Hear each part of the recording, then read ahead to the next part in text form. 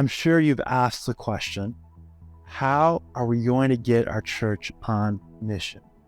I'm guessing that's the question you or your leadership team that you serve on has been asking. And if you're like me, you've had moments of deep frustrations as you look at your church or your congregation and wonder, why aren't you sharing your faith? I'm sure as you looked at your congregation, you've been asked, why aren't we seeing people come to know Jesus? You've probably asked, do you even care about the city? And that frustration can seep out in our words to the church. It might seep out in the frustration around your board tables. You try to work out and figure out why we aren't on mission. You see, as we try to get the church back on mission, our first question is often, what do we need to do? And maybe the answer to that question was watch these video series. I'm glad you are. Or maybe the answer to that question was, let's get our church trained and equipped. Or maybe the answer has been, we need something like Alpha. Alpha's a great event. If we do Alpha, we'll get back on mission. Now, those are all great things, and we're going to talk about them later on in the series. But can I humbly suggest that those things, even this series itself, won't fix what's broken? I remember in middle school, I broke my wrist snowboarding. And I told my mom, I broke my wrist. She didn't believe me. She just gave me some Tylenol and put one of those compression wraps around it. And for a period of time, my wrist felt better, but that actually didn't fix the broken bone in my wrist. It was only a cast that could do it. See, that's how we can treat missional issues in our church. We can look at these things like equipping and training and Alpha and say, if we do these things, it will work. And for a season, it might. But my guess is it won't be long until you're back around the table frustrated. That's because these things cannot address the root issue, the root cause of our lack of evangelism. And that root issue is passion. You see, we can provide all the training, we can equip our people, we can provide really good opportunities to things like Alpha, but it won't really matter if our people are not passionate about Jesus. See, when a church is passionate about Jesus, nothing can stop her from sharing the faith about Jesus with the world around them. And maybe you see this with a new Christian. See, new Christians, they don't have all the answers theologically. They haven't been trained and equipped in how to share their faith. They don't have the apologetics figured out and how to speak to skeptics. But you know what? They're some of the most effective and passionate missionaries of the Christian faith. You see, they've had this life-transforming moment where Jesus has given them new life. He's redeemed them, and He saved them from their sins, and their minds are blown by it. They cannot believe that this has happened to them. And so they have to tell everyone around them about this Jesus who has saved them. They have to share the gospel. See, the root issue in our church is not first and foremost equipping or events. It's first and foremost a passion for Jesus issue. It's a passion for God's glory issue. We desperately need the passion for Jesus in our churches. So how do we get that? Well, there's only one way we can develop a deep passion for Jesus, and that's through the gospel. Here's my working thesis on what causes, our loss of clarity when it comes to the mission of Jesus. My thesis is this: any loss of clarity when it comes to the mission of Jesus starts with a loss of clarity around the gospel. Let me say it again. Any loss of clarity when it comes to the mission of Jesus starts with a loss of clarity around the gospel. Let me unpack that a bit. My guess and hope is that you know the gospel. If you're a leader, like the bare minimum of what you should be able to know to become a leader is the gospel. Let me say this with all sincerity and love for you. If you don't know the gospel as a leader in the church, you need to step aside, all right?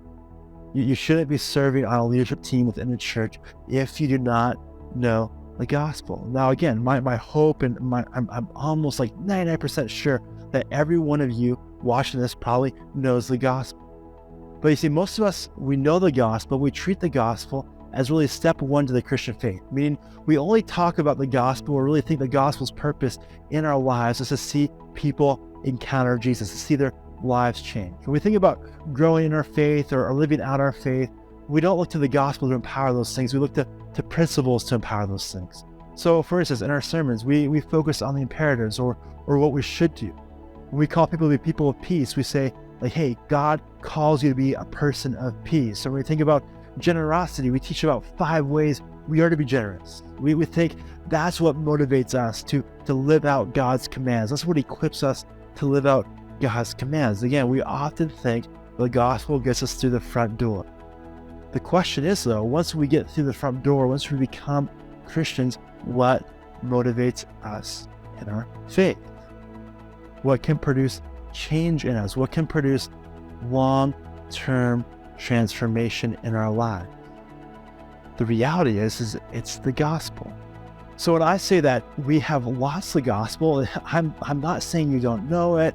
I'm not saying you don't believe it. I am saying, though, is that we might not see it as a fuel for the Christian life. We believe that spiritual growth happens by maybe moving beyond the gospel. Again, the gospel is the front door, but to continue on in the Christian life, we have to look to other things to motivate us. But we have to see that spiritual growth happens by not moving beyond the gospel, but by diving deeper into it. And in light of our discussion on mission, if we want our churches to develop a passion for the mission of Jesus, we need to start with the gospel and push deeper into the gospel. So the question that you have to ask is the gospel central to everything you do as a church? Is it central to the preaching, equipping, philosophy of ministry programs in your church? Does it fuel everything, or is it in the background? That's the question you have to ask. So how does the gospel produce missional passion?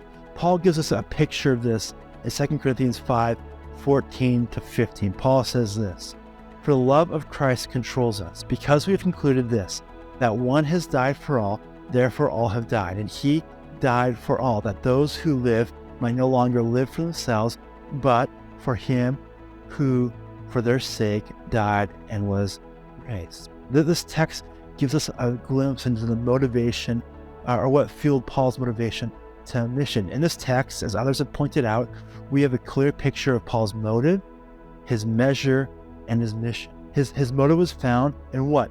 The love of Christ.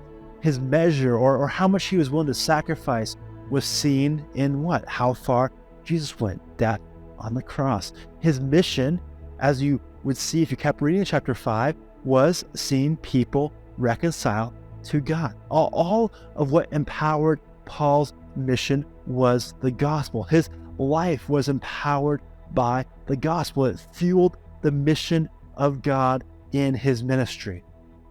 It was the love of Jesus that Paul experienced that empowered him and gave him a passion to see others encounter Jesus. Even when it meant hardship, even when it meant pain, Paul never moved on from the gospel. It was of first importance to him. It was the centerpiece of his life and ministry, because he knew that it and only it had the power to change people. It only had the power to transform people's hearts and lives.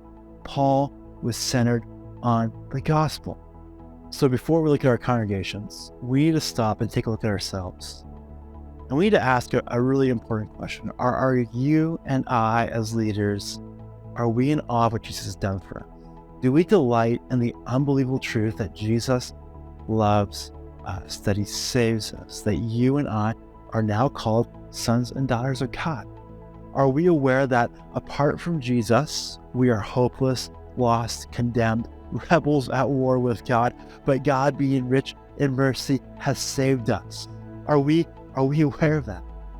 Are we aware that he has loved us, that when we were his enemies? Second, as leaders, do we point our churches to this beautiful reality of the gospel? Is the gospel central in our sermons? Is it central to all we do on Sundays? Is our gatherings focused on the gospel? Is our teaching focused on the gospel? Are we feeding our people the gospel? So the answer to missional murkiness isn't first and foremost programs or events, but a deep dive into the beauty and wonder of the gospel. It's going back to the reality of God's love for us. It isn't moving further from the gospel, but pushing deeper into it. And as we do that, we encounter a missionary God who loves us, who seeks us out, who draws us near, who leaves the 99 for us so that we can be found. And as we delight in this missionary God and what he's done for us, we will grow in a passion to make him known. You see, without a heart change rooted in the gospel, missionary clarity or missional clarity and passion will never take root in our lives, but in the lives of our churches.